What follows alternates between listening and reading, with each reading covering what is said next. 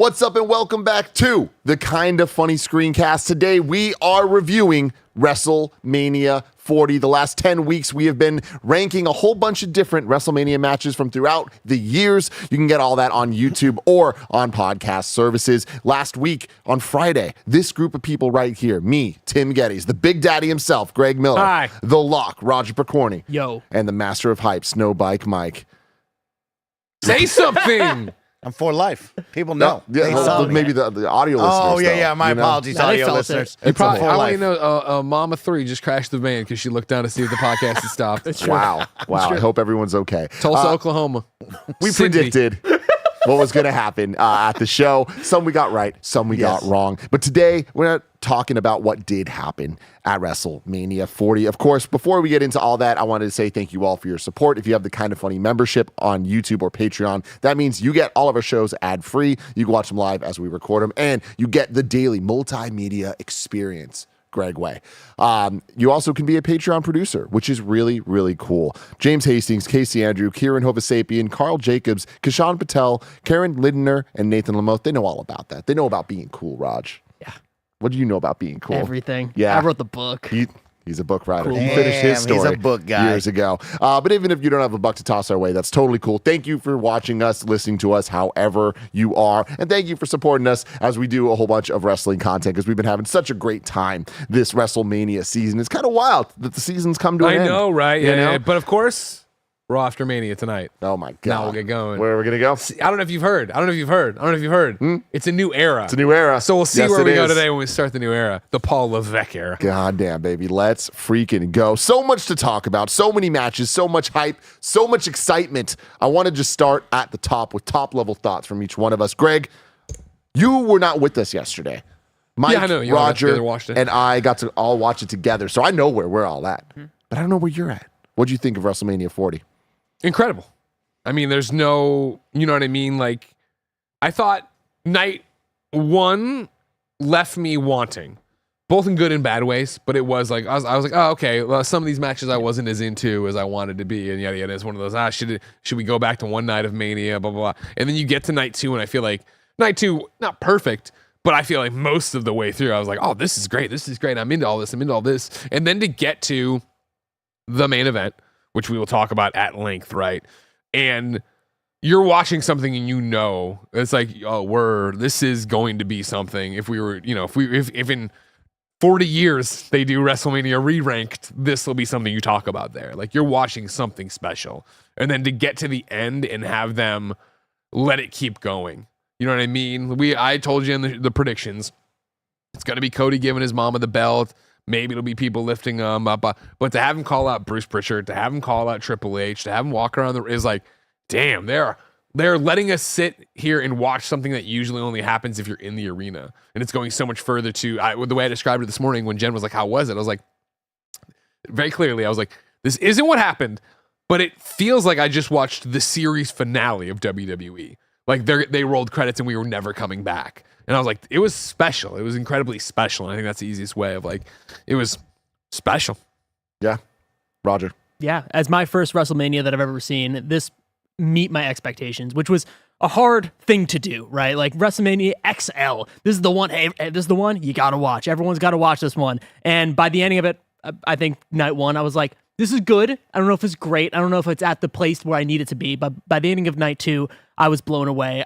We finished the story. We did it right. And it had the pops and it had the big moments that we kind of expected it to have. But I think the biggest core of it was like the wrestling was so good. The storylines within the ring were so good. And the surprises for me were the matches that I was like, oh, those are foregone conclusions. But then watching them and experiencing them, it's like, oh shit, like the Gunther Sammy fight, which we will talk about, that one blew me away and cemented this as like, this is a special WrestleMania. This is a special event for me. I like Big that Mike. much. For me, this was great. After following the WWE for a full year, right, getting to know the cast, know the crew, it had everything that I ever wanted from a 2-night affair for WWE wrestling. I got to know all these characters. I got to see them perform on the big stage. It was a great experience. Now, I will say I thought day one was mid. I didn't think it lived up to what I wanted it and expected it to be. I think the Philly fans were clearly cold and didn't show up like they did in night two, right? I want to give them credit. Night two, that place was electric. But night one, it felt like, hey, something's off here. Maybe it's the weather. Maybe it's the matches didn't entertain me the way I wanted it, but it didn't feel like, oh, this was the grandiose stage. And I felt like that was kind of across the board. Where night one, I felt like the missed spots were more obvious. I felt like even the announcers, you saw them get tripped up here or there, and not the fun we're hanging out way, but like, oh, they didn't nail the point they wanted to make in the right way. Night two just felt like it gelled so much better. Yeah, night two found the fun, especially bringing Snoop Dogg out for commentary. Like, that should happen all the time. That's a fun vibe. You got to see the music acts before that. Lil Wayne was not good, but you know who was good? Rhea Ripley's band, when they showed up and absolutely tore the house down to start that off. So there was a lot of fun. I think it was a great experience for me as a new wrestling fan who's caught up the whole year of like, die hard, I'm watching this and I know the storylines. This was a cool experience, and it led to a really great weekend. Yeah. Blown away, man. It lived up to every single expectation that I had, and then some. I was so impressed by match to match to match.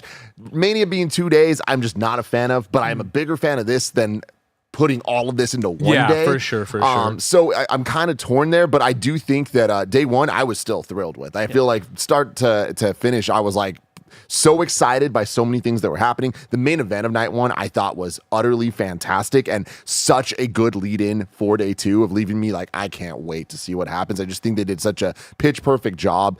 The Rock's entrance is going to be burned in my mind forever. Like, that was so damn incredible. And I just feel like was such a good appetizer for what we would end up getting day two.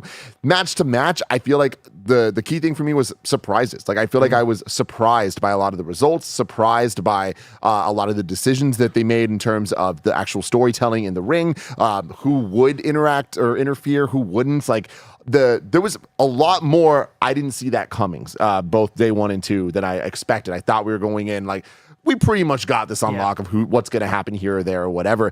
And on top of that, though, I feel like for the things that they weren't surprises, the things that we expected to happen and they did them so well. Like, we just got what they needed to do. And I think for the most part, I had very few disappointments with this WrestleMania. And again, is it perfect? No, not at all. And I feel like live events can never be perfect. 100%. So I do think this is as close as you can possibly get. Like, I don't even think there's a question of comparing this to other manias. Like, the level of quality is so high, and I can't wait to see where we go with this, because this does feel like simultaneously the end of an era and the beginning of something new. But I feel like, from Raj and I were talking about this, like WrestleMania 38 with Cody coming back to WWE till now really kind of feels like we've got a trilogy of WrestleManias. And to have this end here, it's like we talked so long about, oh my God, it's going to be the end game for WWE. They're gonna do it, and they did. This was the Avengers Endgame of wrestling, and they pulled out all the stops. And just like Endgame, just like No Way Home, yeah, it was weird when Pepper Potts showed up in the rescue Iron Man outfit and they didn't really explain it. It was still cool, but they could have done it better.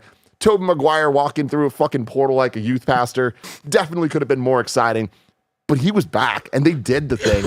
That's how I feel about this, where I'm like, yes, there are definitely things of like, why'd they do that? Why didn't they do this? But the more I reflect on the main event, which at the end of the day is the most important moment in wrestling fucking history, in my opinion, they absolutely nailed it. And the more I see people dissect the like storytelling and the little bits, I'm like, God damn, they really pulled something special off. And I can't wait to rewatch that for the rest of my life. Like the entire match, but specifically the last like 10 minutes were just pure magic. I think that's a great way to put it too. It was like the desire to rewatch. I'm not usually a big rewatcher, right? Let alone like today. I'm like, I want to watch it again. Like today, I want to see it again tonight when I get home. You know, just again, play something on the portal while it goes. But then when it gets to those moments, stop and give it all my attention to see where we're going. The best compliment that I can give this is, for 8 hours of wrestling each day, I was not bored. Like, there was no moments for me during those 4-hour chunks that I was like, man, this match needs to quicken up. It was always, it'd start and then it would be like, we have one more match left. Like, that's it. Like, this is wild. Like, we're at the main event already. Like, it had a great clip to it the entire time. Anytime there was a match that I'm like, I'm really not excited about this, like the Final Testament or whatever, they ended up bringing it with Snoop Dogg. But they had the elements to make things kind of like exciting, and it really felt like there was no bathroom breaks. There was no moment of just like, this is the lull. It was like they're going. And I feel like, to me, like the biggest disappointment of both nights was the Usos match. I just feel like it didn't feel special. It felt like they tried. I just think there was way too many misses on it. But like, if that's the low, we're in a very, very good place. I agree. Let's start. Yeah, how do you want to do this? I mean, do you want to just go chronologically again? I feel like that worked for our predictions. Sure. Right? So starting with night one, kicks off. It's very cold. They Very make that cold. very, very clear. Yep. Doppler Cole keeps us updated. Yes. Overall, I watched the pre-show. I don't know if I know you guys didn't really, but did you end up watching any of it? I thought they did a really good job of like setting the stakes of everything, because like there was more stakes here than there normally is for all the different matches and the amount of crossover between everything. So I feel like there was a lot for them to talk about that didn't feel like they're just saying the same things over and over. It was like always new angles, and I was very impressed for the most part with the hype packages overall, both day one and day two for all the matches. I thought they did a great job telling the stories. A couple of them were just like, what are you doing here? Yeah, the Jade Cargill one was bizarre. It had like a weird like stroke effect around them when they were talking. It was weird. It was LA Knights as well did Yeah. the same thing, and then he had that weird like YouTube breaking the fourth wall. Just awkward, yeah. So some of that stuff was a little bit weird to me, but overall, the highs of the hype packages I think were so good, and that got me in the zone. And then Mania starts, day one, and Meek Mill's doing his thing, and it was a little weird.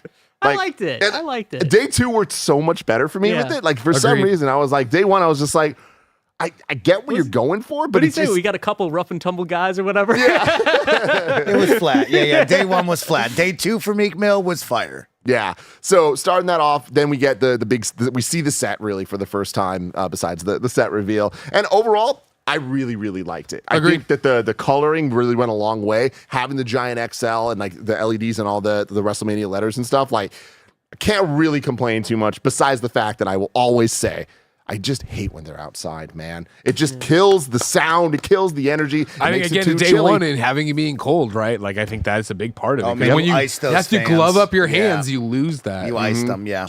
Yeah, 100%. Yeah, I think that was part of it. One of the things I want to toss out, it's really kind of an overall production thing.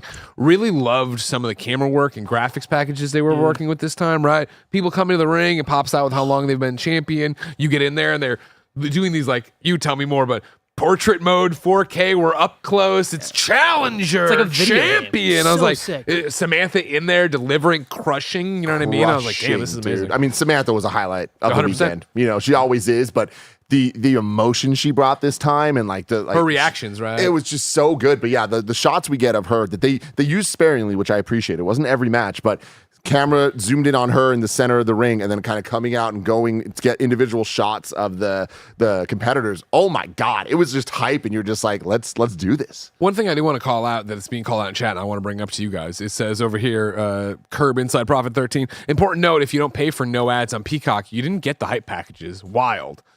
And if you are like me who pays for Peacock but watched it on demand, they were cut out altogether. I didn't get an ad or a hype package. Michael Cole would say, if you're we're going to go to whatever, blah, blah, if you're a Peacock Premium, whoever the fuck it, whatever, like, and here's the hype package. And it would literally go, dunk, and it would right to the match.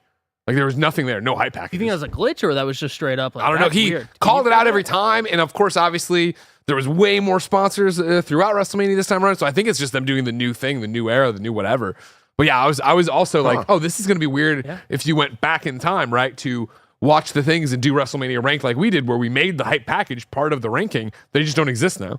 Yeah, we just went to, he's on Peacock right now. No way. Now, the one exception I noted, right, was that for the main event of night 2, it was there. And I'm not saying it might have been main event night 1 too, but for sure, last night watching it when they're like, let's see how we got here. If here's an ad or whatever he already said, but if you're a Peacock Premium member, and then it went right to the match. So interesting. I know when they do it on Peacock where it's live, it takes a while for them to like not process, but like they repost it. Yeah. So maybe they're gonna like add it later or something. That's fair too. Because like once because I was ended, watching the replay immediately, and you're right, they do re-edit and stuff. Like I Yeah. know for Survivor Series where they didn't have the right shot of Punk coming out. God, they I mean, re-edited. there's 2 edits that I hope that they fix. I know we're jumping around a little bit here, but Seth Rollins coming out as the Shield, I think Absolutely. needs a re-edit, and that one shot during the Jade Cargill Bianca entrance and Naomi entrance where like it's so damn good, and then it just cuts to like just the big L and it's just stuck on it for like 3 seconds, and it's like, God damn it, you're ruining this moment. But fix those guys. There's a couple moments. Yeah, I don't even think we get to see Drew McIntyre's first Claymore, right off the bat. I think they're on like colon, like either something, and they're like, "Oh my god, you just Claymored him out of nowhere." It's like, okay, well I missed that, so let's reset. So Yeah. I'm looking for those. So, anyways, that's a bummer because the hype package is good. Matthew Hidalgo says Greg missed the Usos hype package. I did see that one where it was that the was baby fire. photos Don't and the miss thing that. like So that good, was dude. there. Brothers Keeper. It's again why it's very confusing as to what it was. I think they're all on YouTube too, as well. Yeah. Like they were uploading them before the matches even, so at least you can watch them there. Starting off day one, it was Rhea Ripley and Becky Lynch. Rhea defeats Becky. Rhea comes out with the super, super awesome band playing her song. And like, I just got to freaking say it, man.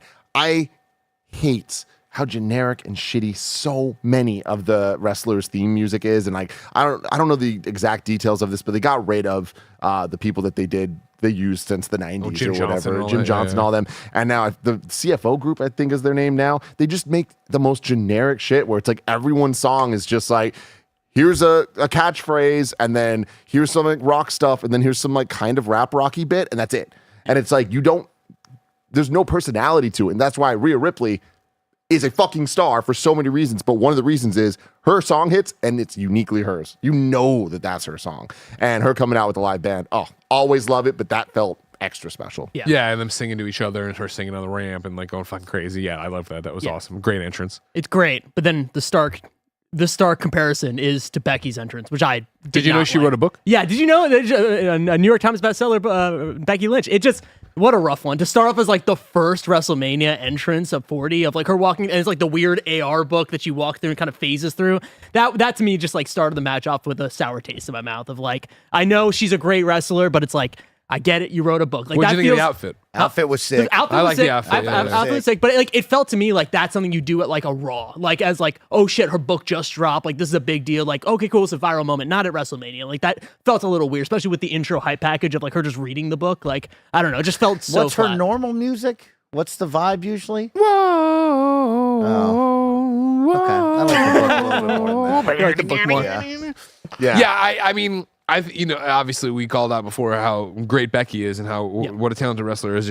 I've said before on social media a lot, like she's like the warmest, best person to me backstage, right? Based on like the 3 times we've ever worked together. I love her. I felt like this all felt what we criticized coming in of just like this whole thing feels like part of the book tour. It feels like the whole reason this match is happening because Rhea needs to fight someone, obviously, and also Becky's promoting the book. And so to really have the AR thing, it was like, I like the outfit a lot, but yeah, the reading the quotes and stuff, I was like, I don't know, this is working for me. And then, I hate all the AR shit. It's so dumb. I hate it. The Roman Reigns, like, AR worst. Roman, I'm like, Even the stop Cody it. flag where it's like Yeah. not the right lighting and it just feels like a PS3 game. It's like, what are we doing, guys? exactly. Yeah. The chat's telling me that it is Def Rebel are the new music people. CFO were still some of the good ones. But yeah, I'm with you guys on the Becky stuff. Like, I love it for how cringy it was, but that's not a good reason to love it. WrestleMania entrance. But yeah, Rhea beat Becky, and this match was fine. I think last year having Rhea Charlotte was like such a banger that this, to your point, felt kind of like Becky was here just to be there, but Rhea finally got Becky down, and I think that's cool having. But even that's not what they checklist. they didn't drive that home. You know what I mean? I feel like, again, for her going up against Charlotte last year and winning the title and stuff, there was a narrative there that made a lot of sense. Where this narrative could have been, she needs to prove herself. She needs to overcome Becky. Yeah, Becky's like the last stop on her, notch on her belt, da-da-da. And really, I felt like we kind of worked against ourselves with like, Becky has strep throat. She has 102 fever. You're like, that's fucking awesome. But it then makes it very easy if you ever want to. Well, she didn't beat her at her top level, blah, blah, blah. And it's just like, the whole thing, it was a fine match. It wasn't like I was bored by any stretch of the imagination, right? I did like the slam into the turnbuckle, the slam out, bam, you know what I mean? It was like, okay, cool. Like, I appreciate what I'm seeing going for, but it was just like, meh, all right. Yeah, that's exactly how I felt. For the first match of WrestleMania 40, I was like, oof, did I have my hype way too high for this one? Like, is this what we're going to get during the entire event? And this is such a great, even though we're going match by match, but day and night.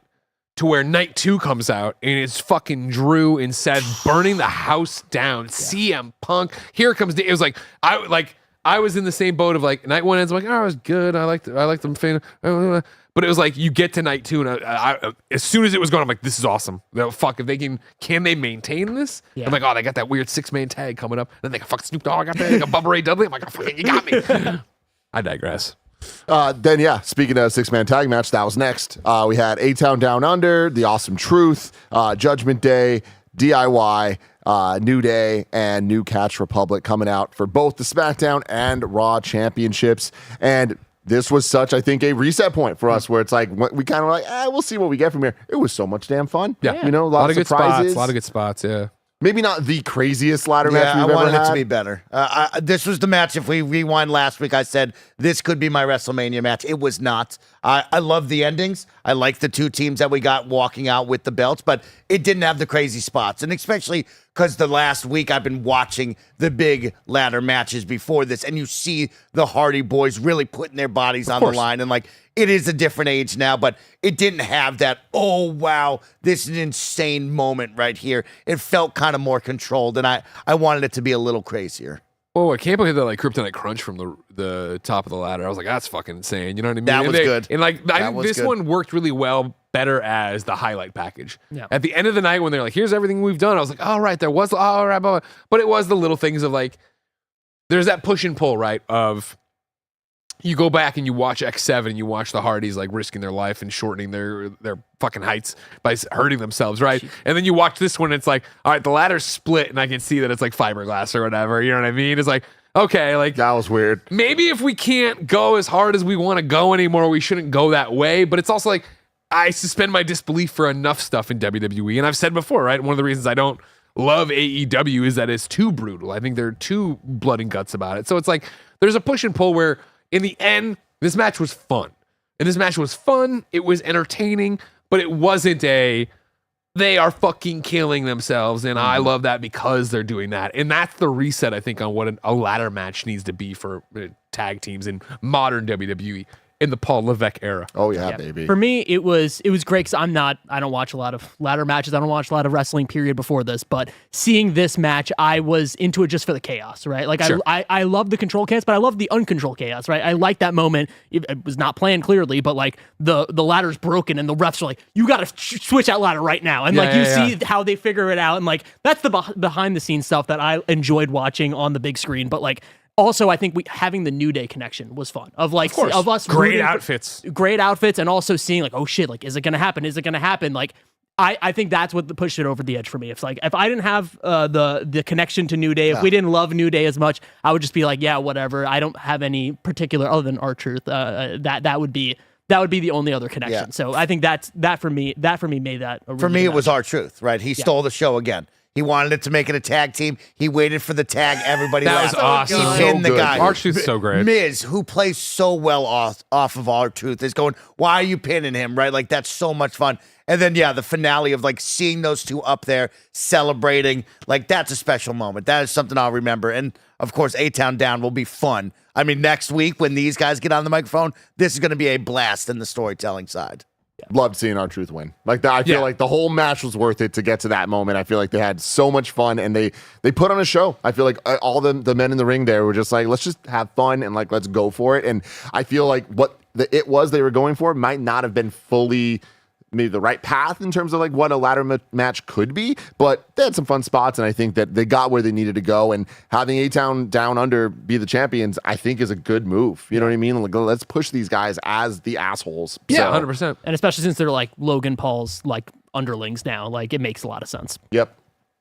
So then we had Rey Mysterio and Andrade versus Santos Escobar and Dirty Dominic Mysterio, with Jason Kelsey coming to interrupt the match. And Lane, don't forget about Lane. And Lane, I did forget about Lane, Yeah. if I'm being honest. Raj, what do you think of this one? I didn't like this one. I was really disappointed because like they did the weird thing because it was supposed to be Dragon Lee and Ray, and then the night before in SmackDown they're like, oh no, he's hurt, and now it's now we have we've switched Andrade, we've switched over, and it's just. For me, like the narrative of it all, like kind of broke apart. Like I forgot that Dom was in this match. Like completely had nothing to do in it. Like I don't know. I was excited for this. This is the match where I'm like, should Mania go back to one night? Yeah. And this isn't an insult to them. It's just one of those like, oh, this is clearly forced in here because we need to do something and pad it out. And it's like, this doesn't need to be here. Yeah. Well, we've had a big story with them throughout the year, right? Of like big story LWO. or a story? Well, a story that's been forced upon us for quite some time, right? That's right, Whether that's you right. dig it or not. Like this story has been on Raw and SmackDown for weeks now. We have been leading up to this moment, and I thought it could have been way bigger of a climax, right? Like LWO, you have Carlito as well in this situation, who is not used at all. You have a large group of two factions ready to go at each other, and it was a fine match. There's some very cool spots, right? When they launched that guy off of the ropes, that was awesome. There's nothing cooler than that.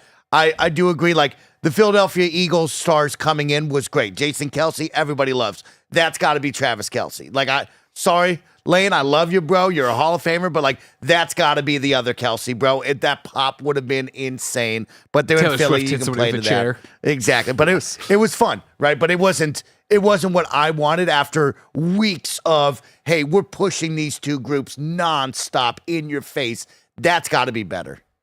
Yeah. That Agreed. was. Didn't love this one either. I feel like means to an end. I also am just not the biggest fan of the LWO storytelling. I feel like it just gets a little too messy. Like there's just too many characters involved, and I don't think enough of them are being utilized well. Sure. I mean, like, how do we have Carlito and he's not biting the goddamn apple, Greg? I just don't get it. I don't know, man. Don't get me started on but Kobe. yeah, at the same time, I love Ray so much, and you know, And that's the thing where it's like I love Ray and I love Dom. I love Dom. totally. So it's like, could we have figured out a way to negotiate the story just to be them, to have it, to have it step up, Or to even just like have I them go? liked it better before because it was like Ray and Dragon Lee was like his new protege who was like the up against his literal son, right? Like I thought there was something there, and then they just threw it all away, and I really confused as to why that happened, right? Like was that an actual injury? Was it fan reaction? Like it was just weird on a Saturday. They're like, hey, I mean on Friday. I think it was a real injury. It's a real right? injury? I Okay. think so. Yeah, I have no 'cause idea. They're trying to push Dragon Lee. Yeah, Like, it was I just don't weird. think that they would do that, but I don't know.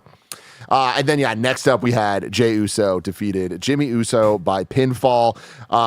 The hype package for this was an all-timer. Loved it. Like, they did such a good job building their entire story of these two men that have known each other since literally they were born. And that was great. And they had so much footage to pull from because they've done so much together. So that was so cool to see. Then, like we were talking about, Lil Wayne did Jay's entrance, came out to a milli, which like The weird- yeah. so much of this, I'm like, I love this. This is exactly what I wanted. He didn't do a new single. It's like, do a song people actually Yeah, what care about, happened? do a transition there. But goddamn, Lil Wayne, try just a little bit. It was so awkward. It's like they not only didn't rehearse it, like it was not well presented of Lil Wayne like walking out and he's literally like, where you at? Where you at? And then Jay comes out and Jay goes to stop him and he's like, Lil Wayne's just like, like, Lil Wayne, what are you doing, bro? Yeah, and I never like we're doing his biggest hit, a milli, and then it awkwardly goes into his song, and it's like just don't either or, right? You just do a milli or you just do the thing. Like I don't know, like I Or don't just like do, when we do that. make it seem better. Yeah. Like they pull off like mixing songs. I mean, we see it night 2 with Cody of like Yeah, the that's epic true. going into something, but like they such a missed opportunity. I really hated it, and I think my biggest letdown of this intro bit was not Lil Wayne. It was how cold the fucking outside crowd was. So for the first time, we're getting Jey Uso's epic ass entrance. It was tame. It was fine. It just felt like another time he did it, as opposed to like the WrestleMania time. Do you agree with me? Yeah, 100%. I mean, this match across the board just didn't live up to what it should have been. And I think there's a million reasons for it, and whatever, you can sit there and do it. But it's just like at the end, the whole thing feels like a missed opportunity. It feels like a foul ball. Yeah, this felt like a SmackDown match, and that's like not good, you know? And the one thing I will give it credit for is I've never seen them treat super kicks like chops. So I thought that was like kind of fun. Yeah. But it also, I don't think that they didn't build to that enough for it to like feel worth To resonate. dumbing down the power of a super kick. Like this is a freaking finisher for these guys, and like it's the move they used to betray people, and they're just like trading them back and forth over and over and over. That could have been epic as hell, and it kind of was. I just think that like it was lacking the storytelling to get there, I think. So I don't know. Definitely a bummer for me, but I'm happy Jay won though. I didn't see that Yeah, coming. me neither. I thought there'd be bloodline interference like we talked about in predictions, that this would again entrench that how powerful they are. And so I'm just to win. I was like, oh, okay. Yeah, a clean And win. I liked the moment where, mid-match, maybe even the first third, where Jimmy's down and apologizes and then like fucks him over. I was like, all right, yeah. Like, I needed more of that. And I feel like that's even the whole thing of with Cody and Roman and Rock and the Bloodline and Solo and like everything that's happening. So I really do feel like this. It's crazy to say that this narrative got lost. Like, you know that obviously they're brothers. They split. They did this. I think they might have let this one cook too long. Maybe that's part of it, where it's just like, it hasn't been week to week, month to month, even where it's really Jay is pissed at Jimmy. This is a fucking thing. We got to settle this, yada, yada, yada. And so for it to get here, you get it. The package is great and you get it, but it just wasn't like we've built to the final climax. Like, I fully believe they're going to fight again. Yeah. And maybe that one will be the one where there's more of the bloodline's fucked up and this is happening and I told you and I'm going to be. Yeah. Yeah, so we'll see. Then next up, Jade Cargill, Bianca Belair, and Naomi defeated Damage Control by pinfall. Oh, man, what an entrance. That was a thing of freaking beauty. Just having the epic music playing, them coming down from this giant pedestal in their amazing outfits where I still don't fully understand what Naomi was going for here. Because obviously we have Storm, we have Bianca as Cyclops, and we have Raiden from Mortal Kombat? What's going on there? But spoiler. We just got to get a sick light up hat. Her gimmick is the lights. We got to get more lights on her, so it's the light up hat. That's what it is. Yeah, and it looked cool. I just wish that they kind of like went a little like more thematically like leaning with that. But God, they looked fucking good, and what a match. They destroyed, and it was awesome. And I feel like even the Damage Control entrance was awesome as well. Like, I feel like this was one of the best examples of both teams having entrances that like matched each other and they were good. Yeah, I agree. I think that Jade, Bianca, and Naomi, I really want them to stay together. I don't want this to be a one and done WrestleMania. Hey, we needed a way to get Jade into WrestleMania. I want this to be a team, at least for a little bit. So, I would love an actual team name. I would love for them to actually be a faction in WWE. I don't think that's where this is going necessarily, but I just love seeing them together, and also the press conference afterwards. I don't know if you guys saw any of this. Like, they were having so much fucking fun. Like, they have so much chemistry in the ring, outside of the ring. This Damage Control side of it, I think, got a little lost just because they were absolutely dominating, but just seeing them together was worth the ticket alone.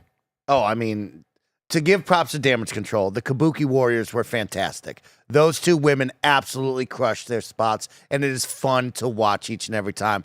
On the opposite side, I mean, those three gals are amazing. They are the future. I mean, Bianca is here. We know her, but like getting to see Jade and the pop and the stop of like, oh, here comes the tag, and everybody holds their breath because she's about to come in and absolutely dominate is incredible, right? And yeah, the post-conference was so much fun, Roger. They were laughing, having a good time. I mean, all in all, it was a good match. They did exactly what they needed to do. Make sure that these three women are cemented as, yo, these people are the people you want to watch, and beat up on Damage Control, and that's all we wanted to see.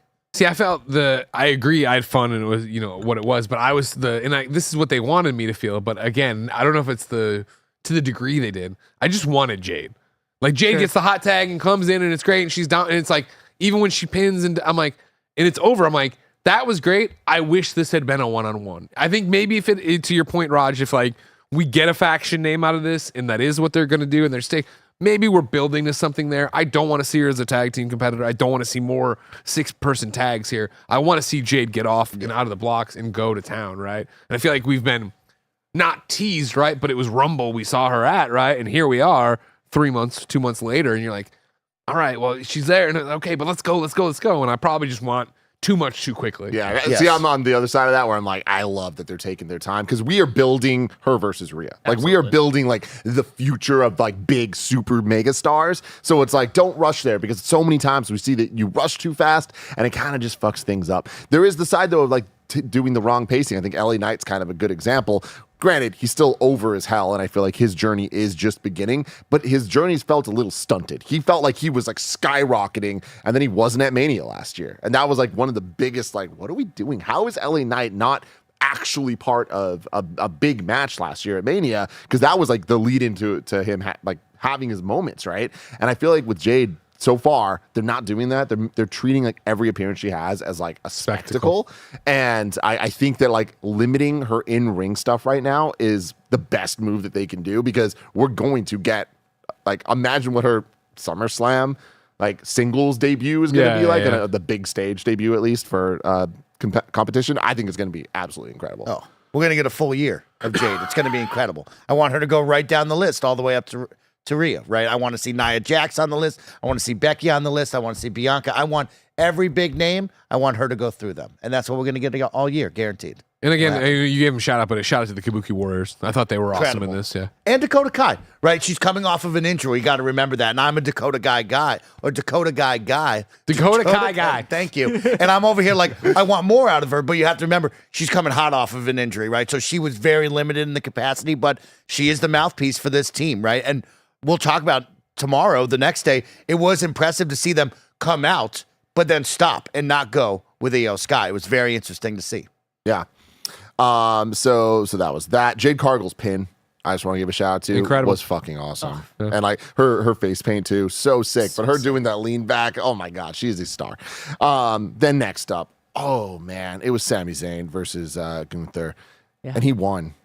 And I just can't I can't believe how much this match changed my opinion about this match. Because going in, I was like, this Sammy stuff feels so rushed. This is not the direction I think they should be going. Like, this should be Chad Gable, like all that stuff. And by the time it was over, I was like, God, I'm a fucking idiot. This was special. Yeah. Sorry, go ahead. No, please. No, talk about in-ring storytelling, right? Like, you just watch that. You don't even see any of the hype packages. You feel the story. You feel the Rocky overcoming Ivan Drago. And by the ending of it, you're crying. I'm not a Sami Zayn guy. We saw him at Raw when we all went to Raw together. And you were like, I'm a Sami Zayn guy. I'm like, I've barely seen this guy in the last few months. Like, I don't even know who this guy is, really. But then seeing him actually go out there, beat Gunther, one of the most over champions that we could possibly imagine, and just actually keep on getting up. Like, the physicality of Sammy, every single time he was down, like ragdolling, like a video game. Like, it was awesome to see him just finally get back up. It's like, oh shit, is this gonna be the one? Oh, he's out. He's definitely out. Oh no, he's back in. He's back in. Like, the up and down was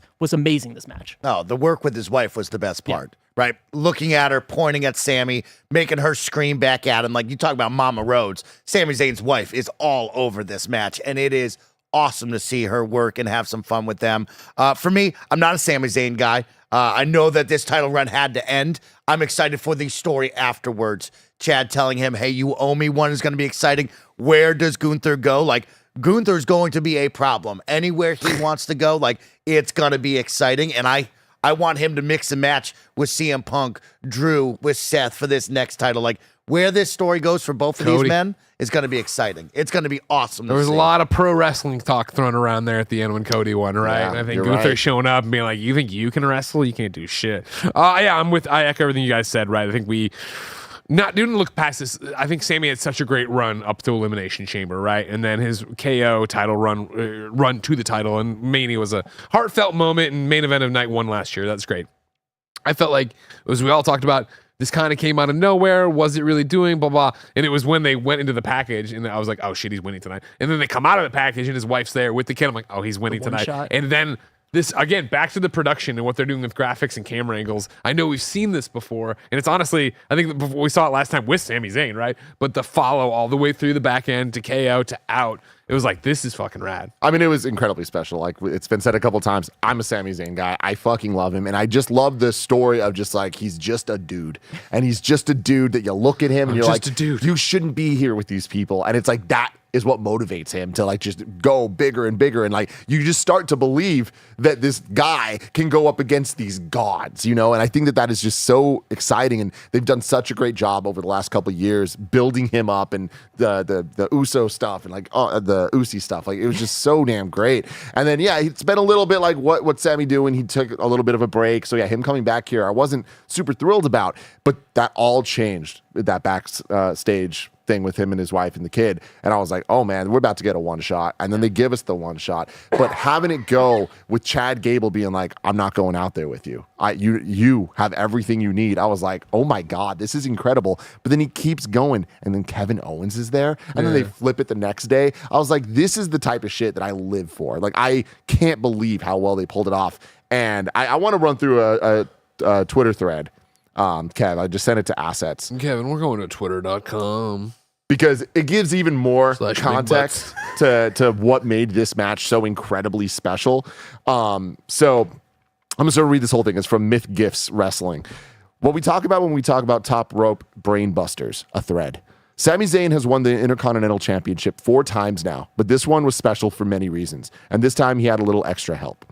Sami won the Intercontinental title for the first time in March 2020. It was in a 3-on-1 handicap match where he left all the actual wrestling to Nakamura and Cesaro and grabbed the glory for himself. It was also the last time Sami or anyone would have an audience for over a year. He had to vacate the title shortly after to protect his family. His son was born around then, the Deep Thunderdome era. He came back and regained it in a clever match. In a world of two-dimensional silent fans, he won by handcuffing everyone else to heavy objects. The third time in 2022, he won it by viciously attacking Nakamura's vulnerable, injured knee. At least he was actually wrestling, but the crowd's reaction tells you this was not his best self. This time, though, he was finally that best self, his truest self, the self he hasn't been for so long, indomitable. He did it with the love of the fans and in one of the most understatedly perfect Mania entrances ever with the love of his family, the respect of his peers, Scroll, Kevin. the support of his brother, and in the end, alone in the ring with the greatest Intercontinental Champion of all time, he had one last bit of help from the spirit of a floppy, noodle-limbed luchador. I just watched this video here. He fucking recreates what he used to do as El Generico here. That's awesome. The little floppy thing. And then El Generico's finishing move was the top rope brainbuster. Brutal and simple and unanswerable. Sami had tried to pull it off now and then, but it's never been possible because he's never been fully whole. Until this night, this match, when the spirit of El Generico lifted him to victory. All of Sami's selves, private and public, fictional and real, past and present, knit together at last. Oh my gosh. And then we just get the final shot of him with the belt. Come on. Yeah. Come on. That's awesome. Man. That's pro wrestling. So That's a great thread. freaking cool. And again, I think this is the power of pro wrestling / WWE, sports entertainment, whatever, where we all, like, we go into these things and we're talking about matches that worked and didn't work. And in predictions, you're like, eh. And you get here and by the, like, as soon as the package is like, oh, fuck, I'm in. They got me. And then to get out there and have it happen and have it actually deliver. Fantastic. Yeah, man. That was such a great match. Definitely one of the highlights for me. And then it does get exciting again for where we go from here. You know, Gunther obviously is ready to step up. And so I think he's a great foil for Cody as you build to whatever Cody's real mission will be, which I imagine is going to be similar to, I would imagine, Seth Rollins when he got his title, right? Of like, I'm a working champ, let's fight everybody. Well, if you're going to fight everybody, let's get Gunther involved right away, right? And have that going over there. And then for Sami, yeah, what's Chad's favor, you assume, is going to be give me a title shot, right? And we get a thing there. That's tonight. Probably. Yeah. Wow. I would think so, right? Roster Mania always goes big. It always goes hard. God. And then that was it. That was the penultimate match of the night, leading into night one's main event. The Bloodline defeated Cody Rhodes and Seth freaking Rollins. Greg, what'd you think of this? It was great. Period. End of statement. That's it. But I mean, like, when The Rock got out of his Versace whatever and was just in The Rock outfit, I was slack-jawed. I was like, fuck. This is time travel. You know what I mean? First off, he looks great. Obviously, we knew that. But to see him just in the fucking Brahma Bull undies, the elbow pads, the calfless boots, I was like, damn, dude. Like, we're fucking back. Roger. He's so back. I had a great time with this match. Yeah, this was I had a great time with the match. I don't even know what to say other than like it exceeded every expectation that I could have possibly had. I was so happy that The Rock did not get gassed in the very beginning. Like he went the full distance. Like there was no issues of like, this guy looks like he's been doing this for a very long time consistently.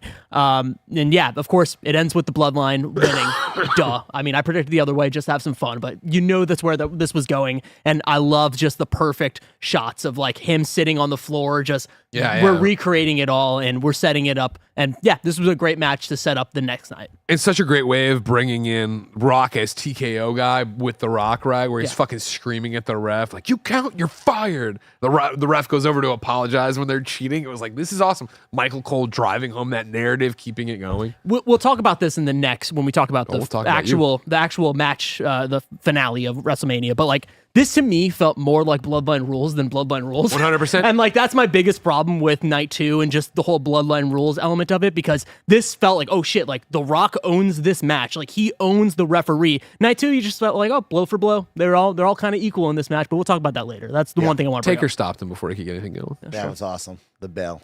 The match was a lot of fun. This was a great time. This is 4 ultimate superstars at their very best, all together, working and making it fun, right? We went into the stands. Roman Reigns checked that Crody crybaby. It was incredible. I mean, he looked at that kid. The kid saw God's face. It was awesome. And then, when the kid flinched big? Yeah. That was night 2.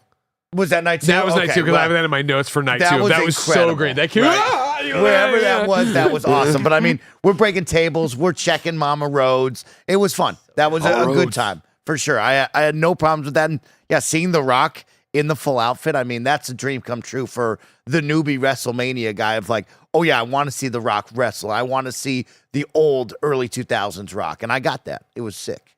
This was literally perfect. I cannot imagine thinking that a match like this could actually happen and be this good even a year ago. Like, I feel like they did every single thing they needed to.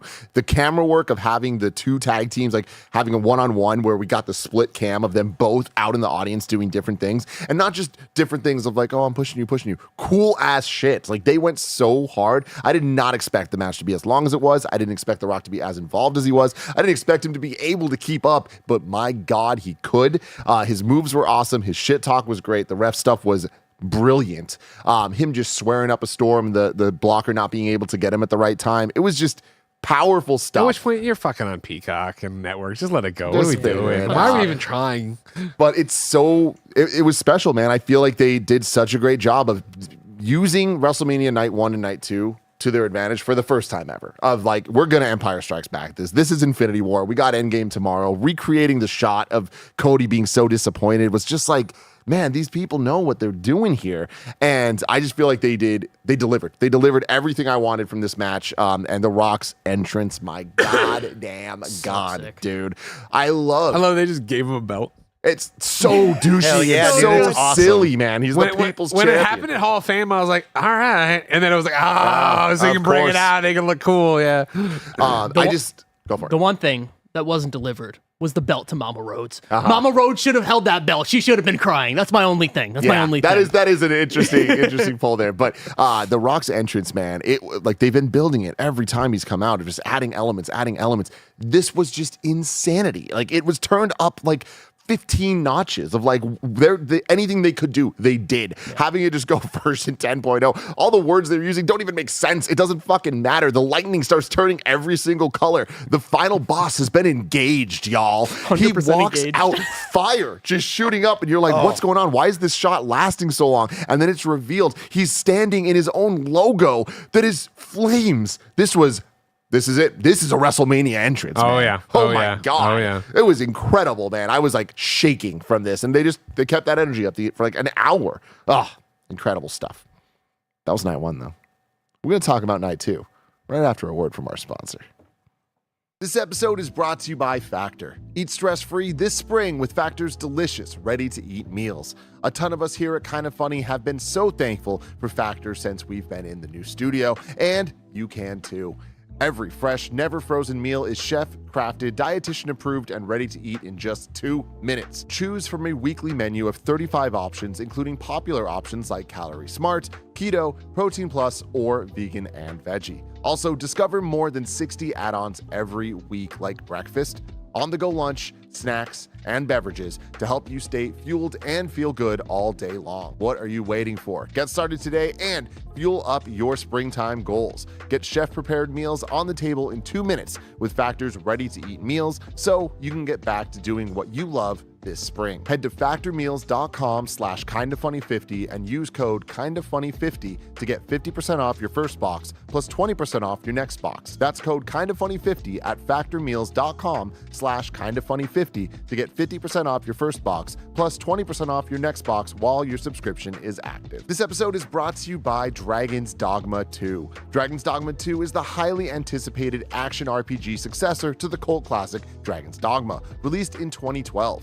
Dragon's Dogma 2 boasts a richly detailed and deeply explorable fantasy world created using immersive physics, character AI, and the latest in graphics from Capcom's RE engine.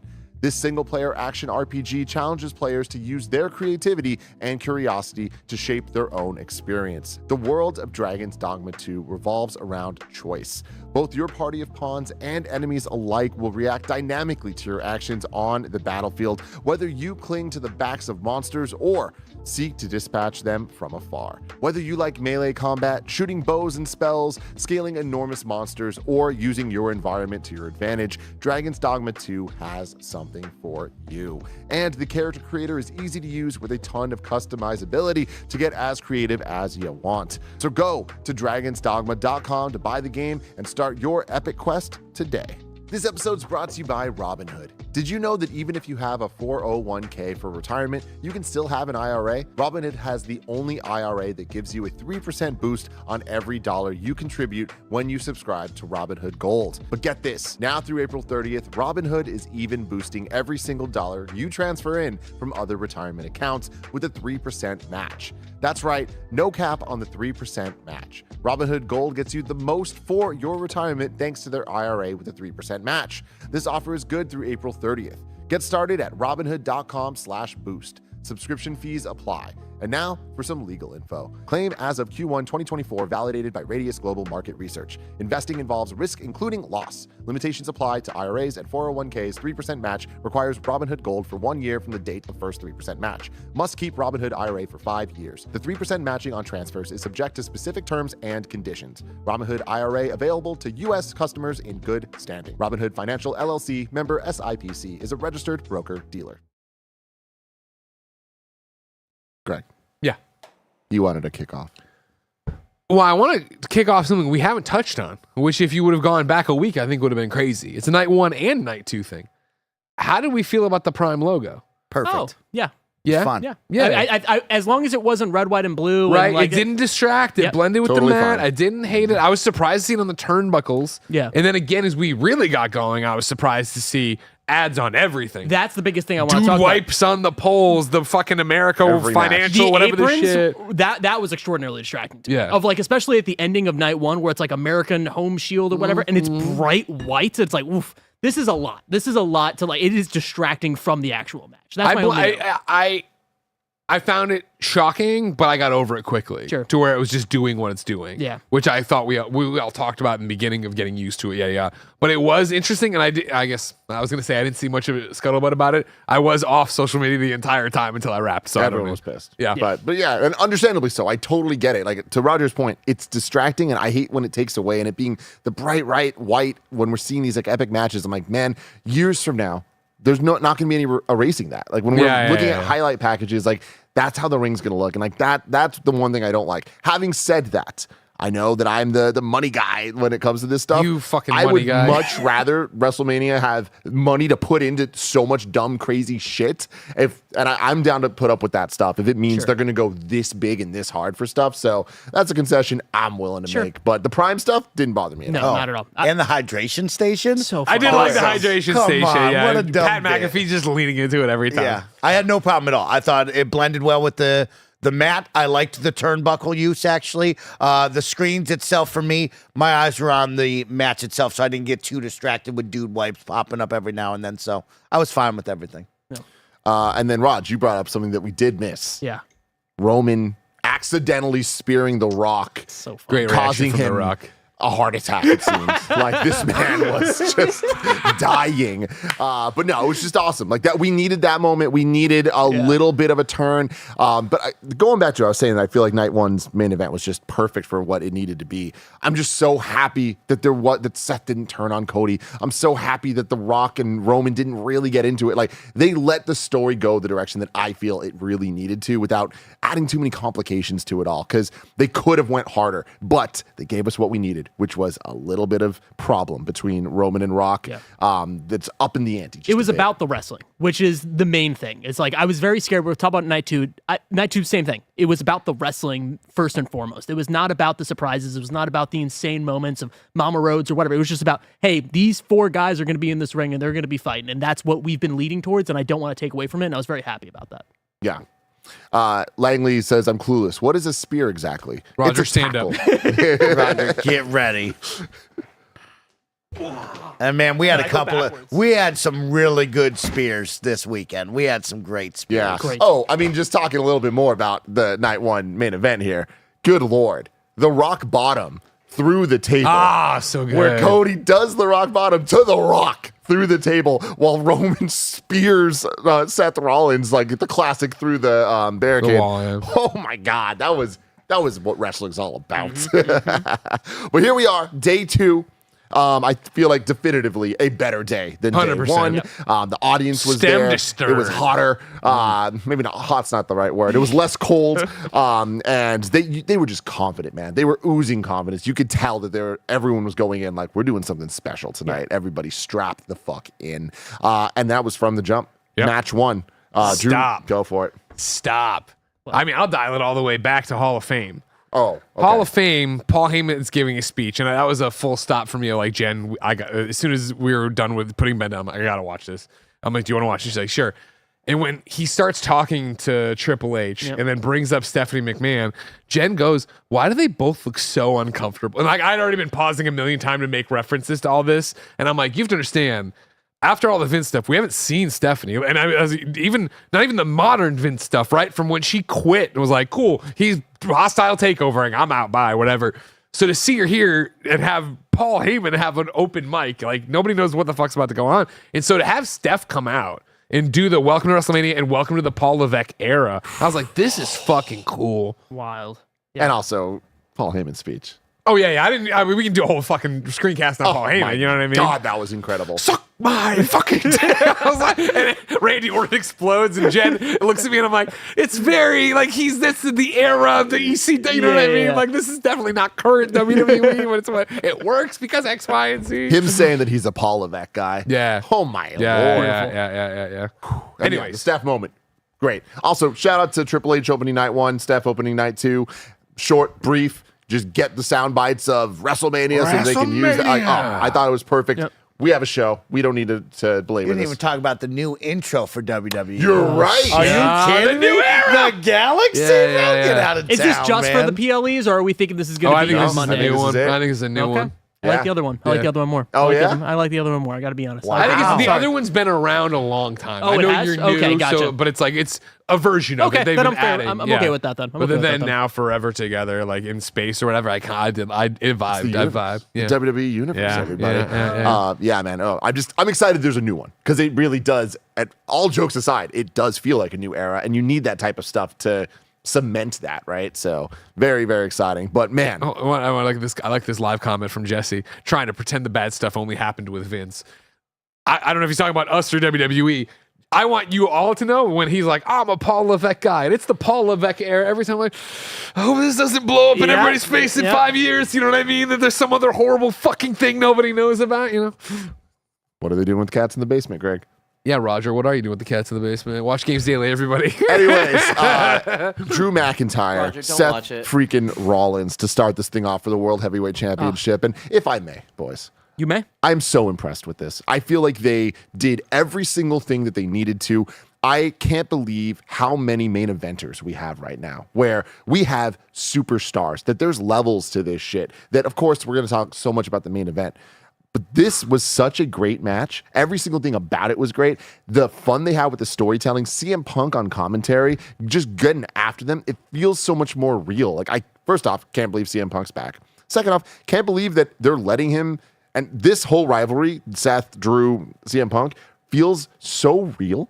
And it's like, I can't believe here I am, 34-year-old man, questioning what is real and fake about professional wrestling. You get what I'm saying? Like, Yeah. there's a magic to that, and it's because of the way they talk to each other. And it feels like nobody's going to stop CM Punk from saying what he wants to say. And same can be true for Drew. Drew's out here on social media doing all this crazy stuff. The fun bit of him tweeting live. Dude, while when was he leaned wrestling. on his brother and took the phone, and I was like, that's awesome. That is so awesome. damn good. But I just thought they did such great storytelling here. Even just from the entrances, the stupid ass over the top stuff. Drew coming out. This isn't stupid, but Drew coming out with the bagpipes and all that. bagpipes. Fuck yeah, Awesome. that's a WrestleMania Yeah, entrance. yeah. Yeah, do it. But then Seth coming out like an asshole, Yeah. just wasting space and like just having all the people. I wrote down the quote from circle them. CM Punk. Look at this. What am I supposed to do with this? But it's like, God, it was just so good. Like to have such an obnoxious entrance and have CM Punk be able to talk about it, have them all circle the ring. It just builds up to match starts, Claymore. Oh, How incredible would that have been? Of like Seth just wasting oxygen, wasting space, and then just go bang and then over. That to me was like, oh shit. Night 2 is you don't even know what you're gonna expect from this. And back to it, when it happens, I was like, shit, are they about to? Like, you believed that could happen, right? And that not running through ramifications of a shitty end for his title reign, But like, they set up the story with Night 1 of how hurt he is, right? To have this happen, he's wearing the rock tape on his back and everything else. Like, then you get into it, and it was akin to one of the matches we did for WrestleMania Ranked, which is escaping me off the top of my head, where it was just everybody's got all their finishers. You know what I mean? Like, you come in with 5 specials, and everybody's just ba ba ba ba, and it worked. It was fun. All the claymores were great. I liked what we're seeing there. The stomps left and right, a pedigree. You know what I mean? Like, it was awesome. This match was awesome. Yeah, and I think that I'm so happy it didn't end there. It could have been crazy, but it didn't, and they put on such a damn show. I think that Seth did such a good job with his title run of making this belt mean something. Yeah. And that was a big question of like, they're introducing this new belt. Is it, what are we going to do? Now it's like, all right, cool. I believe in the legacy of this thing because Seth did the damn work. And now Drew, CM Punk, any combination, it's going to be freaking fire. Mike, what'd you think of this one? This was a great match. The entrances throughout the match, all the finishers were fun. I mean, it's the finale for me, right? Drew taking his eyes off the prize and chirping at CM Punk on the desk was incredible, right? Goof. He keeps calling him a goof. That was so much fun. Him chirping him, and you knew it's like, what's going to happen here? And when he pulled him off the desk, and it was like, oh, he's going to beat him up right now in front of all of us, and then the music hitting, and you're like, he's cashing in. It's finally time to cash in. It was even better than that, right? Because we had talked about it, like, what's Damien doing? Yada, yada, yada. I hope he doesn't. Hope it. And, like, by the time we get there in this match, I had forgotten all about that even being a possibility. Yeah. And so then to get Punk taking off the apparatus, I was like, oh, shit. He has been, whatever. Hits him with it, and then turns to Drew's wife, blows the kiss. Obviously, a callback to when he escaped with the belt, right? When he was leaving the company. But blows the kiss, and I don't think he held it on purpose. Holds it just long enough that the music hits, and he does the turnaround. And I was like, oh my God, yes. Perfect fucking storytelling. I love the Drew, Seth, CM Punk love triangle that they've been building over here. And especially with the idea of like Drew looking at Seth and being like, you're taking your eye off the prize when it comes to the bloodline stuff. And then Seth looking at him and say, hey, you're taking your eye off the prize when it comes to CM Punk. And that all to come together with Damian Priest to come through and then just destroy with the, what do you call that move? With the choke and the slam, choke slam? Choke slam. Choke and the slam? Choke and the slam. An incredible choke slam and just cemented that match as like, this is honestly my favorite match of WrestleMania 40. Oh my God. Yeah, this one got a crazy pop out of us. Yeah. We were all in the car driving to Tim's house, and when his music played, we screamed, bro. Yeah. You were late to WrestleMania again? Hell yeah. Man, I played golf with me and Andy and Gary, and it was the greatest time around. I suck. But Raj, South of heaven is what he calls it. Thank you. I couldn't come up with that, Josh. to your point, Raj, about the surprise of Damian Priest. We were talking on predictions episode about what are they going to do with him? Yeah, What do we even we thought it want was them going to do? be a stomp out. Right? Yeah, who he was the going to fuck come cares, through, right? get kicked out. And I feel like this is very similar to the Sami Zayn thing of me being like, I don't like the story, and then it happens here. I'm like, wait, that was perfect. Yep. Like the way he cashed in, we went from having one world heavyweight champion ever with that belt to now 3. Just in an And instant. then you immediately see the storytelling. Like you see Clash of the Castle, you're like, oh shit, there we go. That's how this is what this is building to. It's Great to see too. I really appreciated when Seth lost, right? Getting out of the ring and having that emotional moment and looking at him. And what does he say? Like, go fucking get it or something like that. Like, they had that, which was great. Let alone all the stuff we already did with Drew and Punk and yada, yada, yada. So good. Incredible stuff. Incredible match. And then we moved on to what I thought was going to be the bathroom break match. The Pride defeated the Final Testament. And this was amazing because of one man, Snoop Dogg. Commentary, Holy hell. perfect. You need to do more of this. You know what I mean? Like when you have a match like this, like I think we should have had one during the LWO stuff of like, you just bring in a guest Bad commentator. Bunny. Yeah, Bad Bunny. Just have fun with it. Like that's what this was. It was just having fun. This is, I'm watching later, right? Catching up.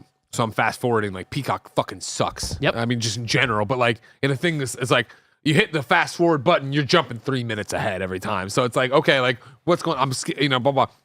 I got here and it was one of those of like, this had been on the list of like, I could skip this if I'm tired. Like, how late am I starting WrestleMania? And I got here and I was like, so what? And I go, immediately I was like, Bubba Ray Dudley? Well, first I was Alex Jones. Oh no, that's Bubba Ray Dudley. Bubba Ray Dudley's. I mean, it looks very much like him. You're right. And I was like, oh, it's Bubba. Oh my god, this is. And then I saw him. And then Snoop Dogg starts. I'm like, what?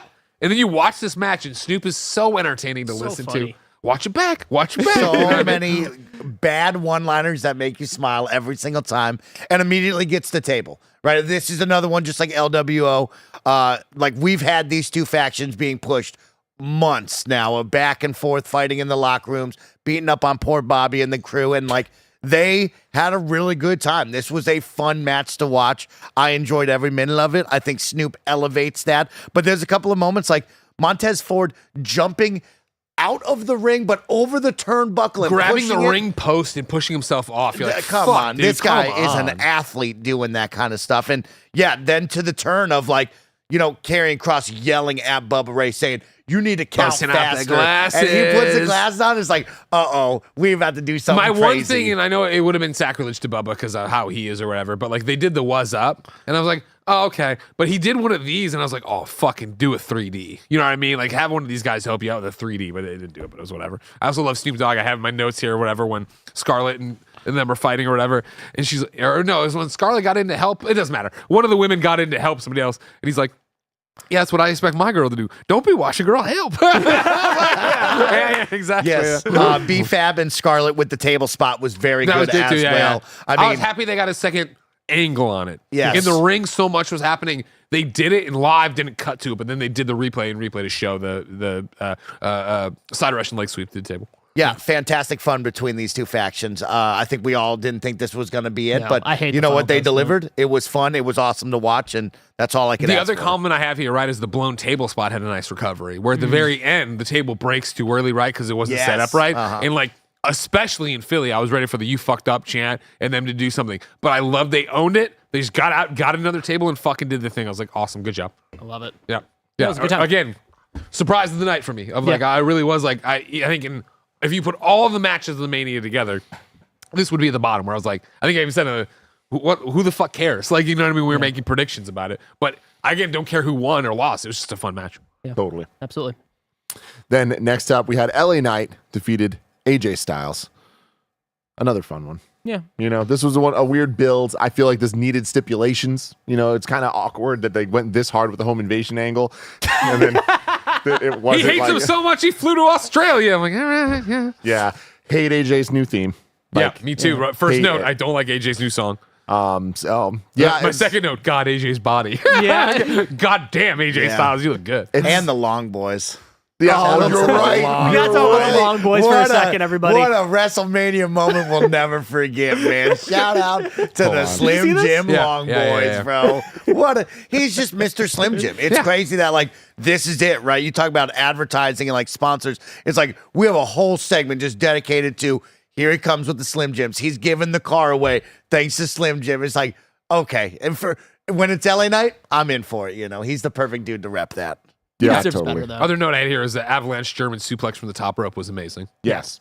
Yeah. Very, very cool. But I also have it there. This is the first time where I'm drifting. Yeah. Where I was like, what? I wish I could look at Twitter right now. I wish I could see what's happening. Yeah. Kev, we Yeah. dude. That's so good because Long there Boys. is more that the camera No, can go he right. can't go any farther. He can This keep is on the going, Slim but him Jim going crew. left gave him more time, and it's great. It's so WrestleMania, baby. Gotta throw out that long Boy jump. gang fan section. You're asking for that. Come on. Yeah, you really are. I liked getting LA Knight a WrestleMania win here. I feel like this is like step one on a journey for him. I imagine we're going to get him Logan Paul at SummerSlam. I'm excited for that. Give him the U.S. belt. Seems right. Let's keep building this whole story. But speaking of the U.S. belt, Ah! Logan Paul defeated Kevin Owens and Randy Orton with a little help from iShow Speed. Show Speed, we'll talk about These that for boys sure. popped Yeah. the fuck off. Bro. Yeah? Oh, It yeah. was- it was so awesome. funny. Jen was like, who's that? I'm like, they described him as one of the biggest YouTubers in the world. I have no idea who this man is. And I kept saying, ISO Speed. I'm like, that's actual camera terms. I'm not sure if I'm right. I just want to say, starting this off, we were like, what is going to happen? Because Randy Keith Orton, RKO. All right. Oh. Now you know. Now I you know. know. Now you Now I know. You're a dork. He was on social media the last couple of days, and he was just like, I have done so many RKOs, so many out of nowhere, so many big spots. He's like, I'm going to do an RKO that that I've never done before in this match. It was very similar to Who's Gonna Ride Who in Godzilla vs. Kong. Exactly. And he said something to the extent of like, it's one of the most high risk RKOs I've ever done. And the whole match, even before it started, we're like, what's it going to be? Like, what could they possibly do here? We did not expect it was going to be him RKOing a 19-year-old boy. Might have killed that kid. Dude, that kid went through it. The RKO was one thing, but the punt kick that just destroyed this man. I don't think I've ever seen a person get hit that hard. Like bottle cap flew off the top of his head. That was the best part. Sold that so well. This was a super fun match, man. I feel like, obviously, Stem to stern fun match. Yeah, like, I feel like these three competitors here, Logan, Kevin, and Randy, all just Entertainers, man. They got the stuff, man. And I just like, it was so goofy having Kevin Owens come out in the weird golf cart. It's like, what are we doing here? backup. But the backup to Randy Orton, they're just having fun. And then you see Randy Orton tell him to slow down as he's coming down the Going ramp. so fast, man. Yeah. Yeah, there was just a fun and an energy to this match that this one surprised me. I feel like I knew it was going to be good, but I think it was better than I even expected. Yeah, 100%. I think, my biggest disappointment from my shout out to Philly to work some of the WWE Live and come back is that because of the way they set this up, there was no chance that we would have seen KO's ring gear early. I wish they were selling the KO Mania ECW stuff at the shop. I loved that homage to ECW. I loved it on his shorts. Thought that was an awesome look for KO coming out there. The match itself, super fun. It's very much that video gamey thing of like, they're together, they're having fun. That when do we have to start fighting? so great. When Randy goes for it, he reverses it like, all right, we're doing it now. We're doing it. I was like, yeah, this is fun. Perfect. Yeah. This was my favorite match of the weekend. I know we'll talk about the big matches. Of course, those are great. But like when we talk about the undercards, this was so much fun to watch. The giant prime truck. We wonder, how is Logan getting into the ring, right? He ziplined once. It was epic. But the giant prime truck with the prime bottle to hit the fireworks on the top of WrestleMania, that was just dumb fun. And yeah, I loved the entrances all the way through. Like you said, Greg, like, how are we going to play this out? What is that moment where we finally break and fight each other? How is Logan going to get over and win? Speed showing up. Like, somehow Logan has brought his YouTube friends into this world, and every time it is fun to see them absolutely get smacked around, right? From KSI to iShow Speed. Anyone that's in that bottle is getting something, and I'm all about them receiving some pain, which is great. Yeah, the notes I put down, right, like Logan's swanton into the standing frog splash, incredible. And then his frog splash to end it, right, where he touches his toes and comes down. Just, God, this guy's good. Yeah, it's wild, and I just love how much douchiness is there for Logan, where it's like the talent, the athleticism, we've talked about it a lot. Oh my God. But the level of celebrity he has and the level of hateability he has makes everything he does just that much more pro wrestling. And the fact that he is the reason that the Prime logo, like, they lean into the sponsorship being a problem that's his problem. He's the cause of this. And having the Prime mascot costume be this thing that's always with him gives the perfect setup for who's in it. You know, the whole match, you're like, who's in it? Who's in it? Yeah. And like, I didn't know who it was. Y'all popped in a way that was like, this is fun. And forever now, we're going to have this moment of who is Logan with. And they're going to be able to, we thought it might have been Randy Orton. You know, it's like, we're like, what are they going to do here? Like, I think that that's like a fun little surprise element that he has that it makes it a little bit more unique and always very fun. It's going to be sick when there's somebody important in there and then they RKO someone or something like that. Like, it's going to be sick when the Prime Bottle fights back. It's going to be dope for sure. I was a little bit disappointed going into this match of like the lead up because it did feel like it kind of came out of nowhere. We were all expecting LA Knight, and then it's like, no, it's Randy Orton. Okay, now it's KO. What's going on here? But actually watching the match and then realizing what they've been doing before, it's just Scooby-Doo level of just like tomfoolery. It's just so dumb, but it's a fun dumb. And like they have those great moments of the very beginning of just Logan just getting destroyed, having that wish fulfillment of like, yes, you see him getting beat up, and then you see them all turning against each other, and then you see iShow Speed. This is exactly what you want out of this match for sure. Yep, the Gatorade chants. Oh, the Gatorade! Come on, Gatorade chants. We're perfect. Such a good chant.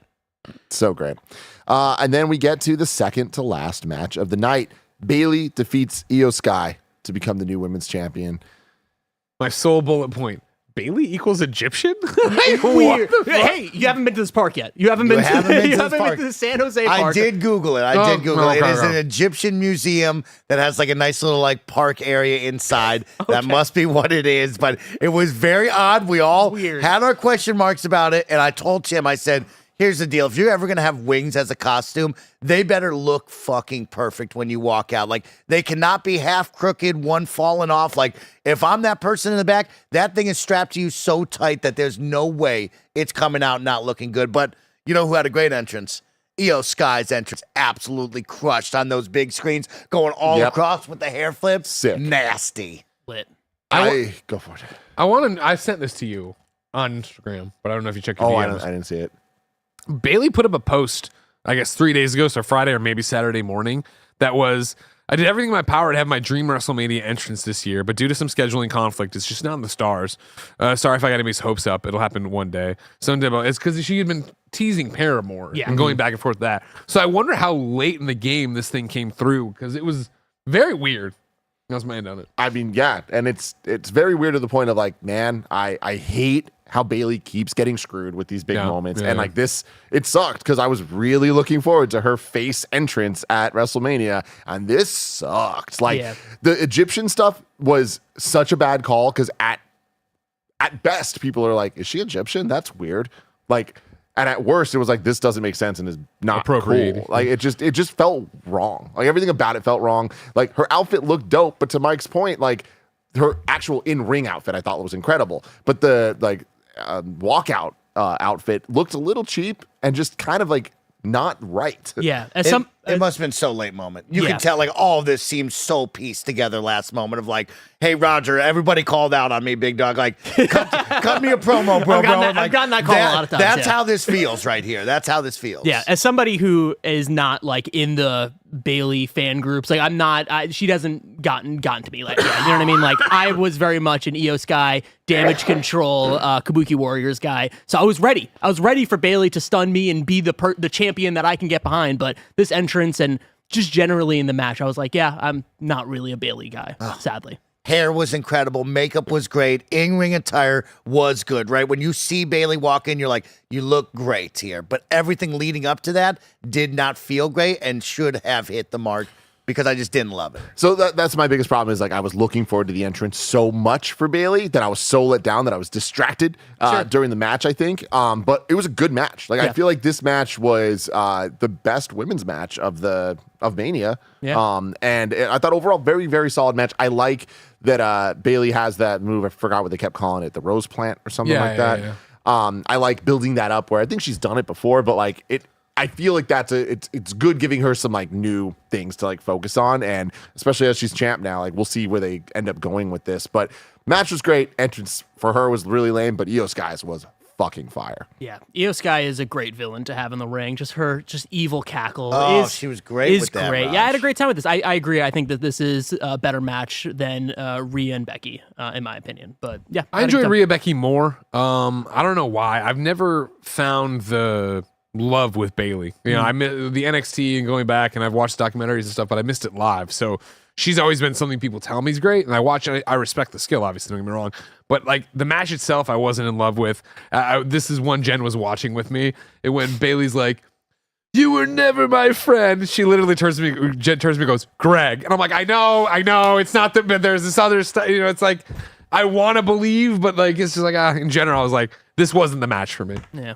Yeah, I enjoyed it. It was a good match. Damage Control not coming out with her was very interesting. Like they came out to the forefront of the stage, but didn't come down the ramp and like weren't on the side. I think it was to let her shine and be her. And like last week, if we rewind, I had question marks like, what happens to Io Sky? What happens to anyone that's not the Kabuki Warriors? Seems like Damage Control is still intact. How do they play in this next storyline in this universe? We're gonna find out, right? It will be really interesting, but Io Sky impressed me to the point where I had fun watching her, and I hope that we get to see her more. I just don't know because I added up about 15 other ladies that are in the lineup here, and it's like that's tough to get minutes here. Yeah, totally. And then it was time, everybody. Oh, the main event of night 2. The series finale of WWE, it felt like. Yep. Cody Rhodes defeated Roman Reigns to become the champion. He finished the story, everybody. He finished Put the those story. guns down. And Clown. it was phenomenal. tough. It was phenomenal, man. It was an hour of just everything I could ever want. We get a proper epic entrance for Cody and Roman. I think that back-to-back, this might be my favorite entrances, period, ever. Wow. Like, Cody coming out. Did you like the mask? I like Love the the mask. I like the Loved mask. I it. did not like the mask. I loved how the was mask fine. the- It was a cool mask. Come on. it was cool. It was a cool and mask. It blocked it was so big that it blocked the camera so Brandy could kind of have a reveal. That was cool. Loved that. The epic music transitioning into the American Nightmare theme was just pitch perfect Incredible to me. hype package. Oh, maybe one of my favorites ever. Imagine Dragons, I'm like, I don't know. Yeah, but we like gotta- but it despite that, I think was incredible. And then Roman's entrance. I thought it was impossible to top last year's entrance for me. This did it easily, man. Orchestra, full man. orchestra, full choir. Like, and the crazy thing, I need to go back and watch this a million more times, but they had the kids orchestra stuff. I'm pretty sure there was a backing track that they made a whole new version of his song, because like this was final boss level music. Like when you play a game and the theme comes back at the end, I can't believe how high the stakes It's got to were. be an Elden Ring mod. Someone just adds this as the home screen. Like that's the 100%, level. man. Dude, that like the entrances were phenomenal, and that was just the start of something so special, because we talked about this on the predictions. We talked about this a lot going into it. So much writing on this, so many things they could get wrong, but so many things they could get right. And I think what was most important is they let these two men have a wrestling match. Yes. They did not get in the way of that, and then they had fun. Yeah, I agree. I love this match. I thought it was great. I will say, going back to my point earlier, that this to me was a bit disappointing when they were kept on hyping up Bloodline Rules, right? Like for me, I wanted Cody to feel like Batman in Arkham Asylum, right? Like coming in, it's like, oh shit, he's not supposed to be here. Everything is against him, but it did not feel like that. It felt like Cody's just here, and it's a street fight, and they're just having a street fight. They're going blow for blow, and then someone coming out, okay, someone else would come out. It didn't feel like, oh, this is like the 4D chess that we were kind of going into, thinking that this was probably going to be. But either way, I think that was the best call for it, because the match itself was a cleaner fight than I think it should, the way it should have been, right? If it was just, hey, The Rock's coming out and just whipping Cody in the corner, like that wouldn't be any fun. Yeah, you want the fun. Yeah, that was my thing You want about it. the Where actual I can understand what you're saying. I do agree that I feel like Night One's main event did feel more like what you would imagine Bloodline Rules to be than what this was. But again, then it just gets into a weird storytelling chasm, right? Of if they can do anything, what's the point of anything, right? Yeah. So I like the idea of Roman wanting to do it on his own until he couldn't. Jimmy comes out, and then we kind of pop off, and get the interference that could be there. However, not have it actually matter too much. Yeah, it was a classic. This is an all-timer. We will always remember that, and I appreciate that they had a really good match before any of the end stuff. Like, that is what was big for me, is these two dudes, these two absolutely collided, and it was a ton of fun. When Cody pulls out the table and Roman grabs puts it it, and away. he's like, none of that, and you're like, yeah, that's sick. I do agree, Roger, right? Like, it was very by the book, bloodline rules, but like, for me, it was perfect. It was fun. It was exactly what Cody needed to get over. You battle Roman. You show me that you're the guy. Roman has an incredible moment at the end. I'm sure you all saw the Twitter videos of hugging Paul Heyman, and you think like, that guy looked at him and was like, you did your job, and you did it so well, bro. Like, it was perfect. It was a great time. Yeah. Yeah, fantastic match. You know, that was the thing we talked about on the preview, right? Of like, the Bloodline Rules gets into it. It's a fancier way of saying no DQ, you know what I mean? Of just like the suplex outside, or the reversal of the suplex outside onto the giant long thing. That was cool. Then brawling through, making the guy flinch, yada, yada, yada. Like, the match was so good, and I like that it wasn't an over the top, it is all tables, it is all chairs, it is all interference. Like, we got a real match. Yeah. Again, to really establish the fact that Cody can hang, Cody can do that. And again, we got to hear so much great jawing from Paul, from Roman, right? Like, I love being able to hear them, because they're both so good at playing on what's happening, playing off of each other. This match blew me away. Like the whole first 40 minutes or whatever, where they're just wrestling, like, this might be the best I've ever seen Roman. Like, Roman did it all. Yeah. And Cody showed up, obviously, as well. Like, I feel like they both were like, we need to prove something here, and this needs to be like one of the greatest matches ever. And I think that they did that without all the shenanigans and fun stuff that we also then got. But I feel like they did such a great job of making it believable that this was the championship fight, and that wrestling can be so many different things. But at its core, it is about wrestling, and it is about the actual moves and being in the ring. And this looked like two men that had fought before and were fighting again, and they had something to prove, and Cody proved it, man. Using each other's finishers was just, I'm a Always sucker for good. that. That was sick. I'm a Always sucker. good. As soon That as he was gets so him in the sick. crossroads, I was popping. Yeah. When he kicks out, I knew that move always sucked. That was So awesome. good. So good. The spear, like there's so many great wrestling moments, and of course, I'm sure we're going to talk about the pop-off moments right now. But let's do it. Really quick. Yeah. You'll be able to look back on history now and have like some incredible big matches that will make a story of this. Like the Bloodline, the fall of the Bloodline, what we saw last year in Hollywood to this. Like you're going to have like a 5-hour situation where you can just sit there and watch one of the most incredible stories ever to happen here. And it's badass to think of some of the moments. And that's the thing, is like you guys talking about the Bloodline, like this match didn't feel like whatever. I am so okay with it because we got the match the night before. Yeah, that, of course, that was of course. what it was. And like, to me, I just love that they set up the Bloodline rules so that what ended up happening could happen and feel a little bit more like acceptable. Yeah. But I said this in our predictions episode. The one thing I wanted, like I hoped and I knew they were going to do the portal stuff, but like until they did it, you never actually know. I'm so happy they played everyone's music. I hate if they just had the stars run out and like have their moments, that would have been fine.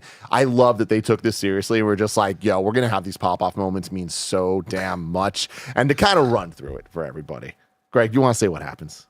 Sure. Well, I also enjoy the music, but that's always one of those also suspend your disbelief things. And it reminds me so much of the classic video of Matt Hardy getting this shit kicked out of mid-ring, and Jeff Hardy's music played, and he ran out and still did his little thing. Like he had to get it in really quick and then still ran. So that's the same thing here. We're like, yeah, I love that video. Jay did that. Jay came out. He was doing exactly. the dance. It's like, and I was okay. like, they broke the pin, right? Like, Jimmy got in, super kicks him off, or low super kicks him off, right? And then, like, he's like, pin him, get over here, Roman. Roman's like, I know, whatever. And he's coming, and it's like, you could still pin him while Jay's up there, but they all stopped to watch Jay's entrance. I'm like, I like it enough, but it was awesome of him running down there and shit. And then the fucking spear. Dude, it just, like, they just ratcheted it up. They're just like, it's go time, and we're like, cool, Jimmy's here, Jay's coming out to deal with him.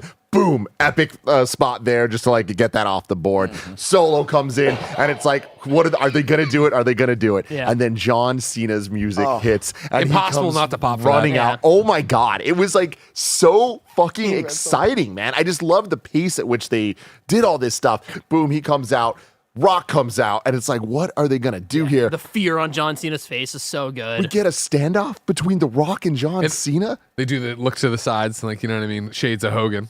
It was Rock. everything we could ever need, and it was just like this, and then this, and then this, and then they're there.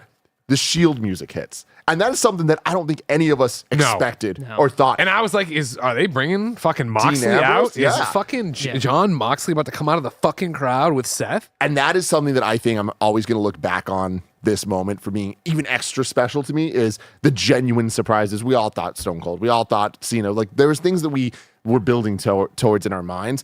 I love that we got a lot of it, but we also got genuine surprises. And the Shield stuff, my only Camera work. issues, the camera work of Seth here. It's okay to make. I understand The Rock being confused by where is he? Where is he? Us as the viewer, kick us a wide. Let's see Seth hop early and low. And they come usually in. do that. They So do. I wonder if something happened. Like you said, I bet I re-edit. hope they edit it, because Yeah. like it is such a perfect moment. It was just like a little weird because of that. Because if we just knew it was Seth from the jump, I think it would have been even more satisfying. And they foreshadowed this earlier on in one of the Raws where he was like, "I'll be your shield." Like it was like the first time when he was like, "Hey, I'm riding for you." And so it's the it was other thing great. too, where he talks about, I know how to get in his head and I know how Yeah. to stop him. And I've seen the flashbacks of when he did come out as Shield stuff, and Roman looks up and freaks out. So about it. that's a great call of like you're talking about the big pops that we didn't even expect. Like to me, that was one. I was like, oh shit, that was right in front of us. Like we know. could have easily seen that, and like we were just so excited about the potential of Stone Cold or whatever that we didn't see what was right in front of us, which was cool. And they immediately follow that up of like, holy shit, there's chaos. But what I love is, and we can talk about the storytelling of this shit later.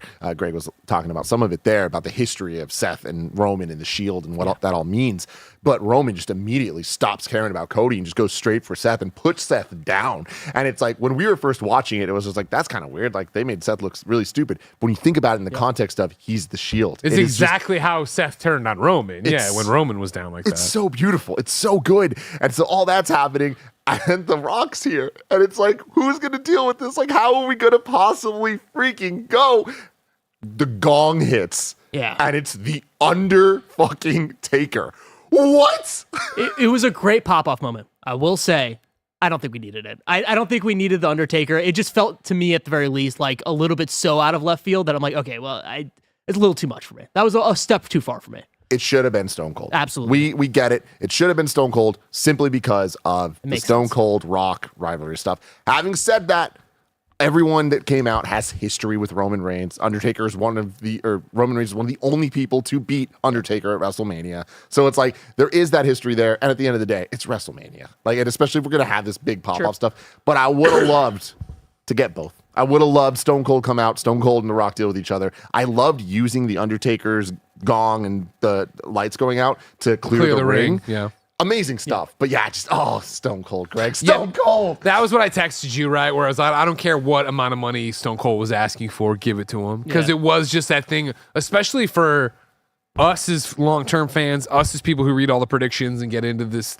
stuff, where it was like, Cena comes out, I'm like, fuck, they are doing it. The swerve of Shield Seth, that's awesome. And so when Rock gets there, you're just waiting and waiting and waiting. And it was the gong. And I was like, it's cool, but it wasn't, you know what I mean? I was like, that's not as cool. And it's the other thing, too, of where I thought the choke slam, the freeze frame of Rock freaking out's great. The choke slam itself, it would have looked better as a stunner. I think that would have, you know what I mean? Would have been way cooler. And so it's just like one of those of like, okay. Like, it's not bad, and it does not take away from how amazing this match was. But for me, I was crestfallen, not for it to be Stone Cold. This, to me, is the Tobey Maguire moment that I was talking about. I'm like, we got it, and this is amazing. And I'm not really complaining, but like, goddamn, it could have been that much better, you know? Yeah. But I do love that they use this to kind of clear the ring there, and like to have it end the way that it did, of having Roman have the chair and have to make the decision of, do I go after Cody or do I go after Seth? And he goes for Seth, and that is his downfall. Oh my God, this is storytelling. So damn good. Yeah, absolutely. And then the pin, and then you see Roman smiling a little bit, and it's like, yes, beautiful. What a beautiful ending. What a beautiful ending. Just that place, so loud. So fucking Philly showed loud. up. Philly was there. They were up. And then again, into that celebration you don't get often in WWE, right? Like, what, WrestleMania 10 when they all lifted up Bret Hart? Like, you know what I mean? Like, they come out, they're lifting him up. We get the thing I talked about. But I liked, even before we went to Mom, Brandy coming out, being the first person in the ring, Cody sitting there holding it. You know what I mean? And then again, like I said, like the fact that we just stay there for so long. You know, I mean, Michael Cole on commentary getting choked up and crying. You know what I mean? And then getting to have the moment with, as Cody goes around and thanks everybody, and Cody calls out Bruce Pritchard and calls out Triple H, and like. It was a special thing you don't see in wrestling. And it was weird because it happened, and I feel like I just kind of expected it to be this perfect moment where everyone's there and they hold him up and like very cinematic and movie-esque, and this felt a lot more real. And it felt like when we initially were watching it, I was kind of like, this feels a little weird. Like, why didn't y'all plan this better? But then as it kept going, it's like, wow, there's something really beautiful about how real it is. The people that are coming out actually care about this. And like, it just felt so special to have that shot of him looking at Seth, and Seth like just being like, we got this. Like, we took down the reign of Roman Reigns. Come on, man. So good. Yeah, absolutely. Touching moment. Moment. It's great. He looks good. He looks good with the belt, man. He looks good with the belt. It's going to be great tonight to see on Raw him actually doing the walkout with the belt, man. I'm excited to see where the story takes me. Yeah.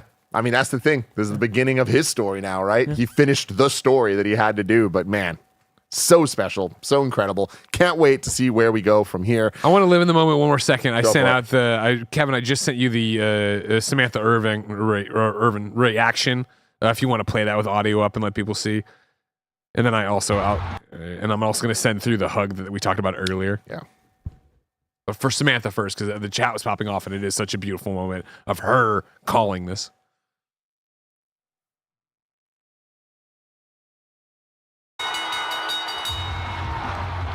Aw.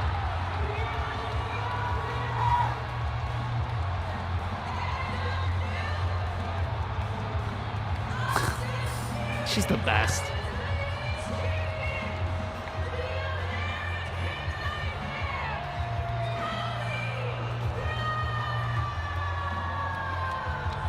The GOAT. Oh my God. Amazing. God She damn, killed dude. it. Again, you want to talk about an MVP of Mania weekend here for night 1 and night 2. Samantha just on another level. Yep. And then here's the hug, of Roman and Paul. Aw. So good. Just incredible. And again, this is what I'm talking about. I'm getting choked up watching all this, right? The series finale feel. This feels like if you were given one last show and you're gonna go out, you have to end. You know, you're ending what wrestling is or WWE is. Like, insane that they did this. And again, the power of telling this story over multiple years and for the amount of time people are like, I'm sick of Roman Reigns. I'm sick of the bloodline. I'm like, let them go, let them go. To get here to have this mean so much to so many people. Yeah, man. And honestly, like, again, we talked about Avengers a lot, but like, I will never forget the theater experience when everything that happened in Endgame happened. I'll never forget being in the room with you guys. Yeah. We were freaking out, man. Yeah. Like, there was an energy of just like, it's so funny because it's like, it had a turning point where it felt like we were at a live event. Yeah. And the entrances started hitting, and like, we're sitting like, Kevin A. Sex was there singing every word to Cody's theme. We're all doing the one. Mike's throwing his ones up. Like, it felt like, holy shit, we are there. I'm part now, of the bloodline man. always. You wish. Always acknowledge. So fun. So damn good. Congratulations, WWE. You Yeah. pulled it off. You did the thing.